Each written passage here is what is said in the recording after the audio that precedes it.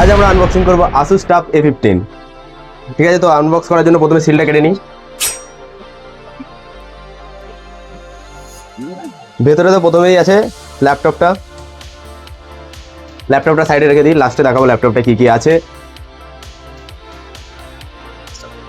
তারপর এখানে দিয়েছে ইউজার ম্যানুয়াল, আসুসের কিছু কার্ড, আর ভেতরে আছে একটা চার্জার আর চার্জারের কানেক্টর কেবিল। তো বক্সটাকে সাইডে রেখে এবারে শুরু করি ল্যাপটপটা আনবক্সিং।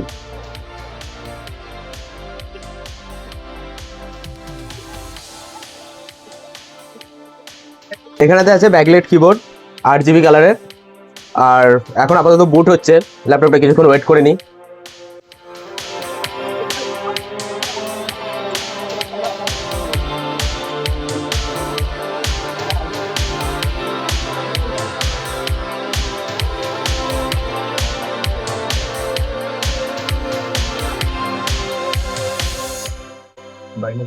তো এখন এর পুরোপুরিভাবে উইন্ডোজটা সেট আপ করতে হবে। তো সেট আপ করে নেক্সট ভিডিওতে আমরা গেমিং টেস্ট থেকে শুরু করে সমস্ত কিছু স্পেসিফিকেশন তোমাদের সাথে আলোচনা করবো।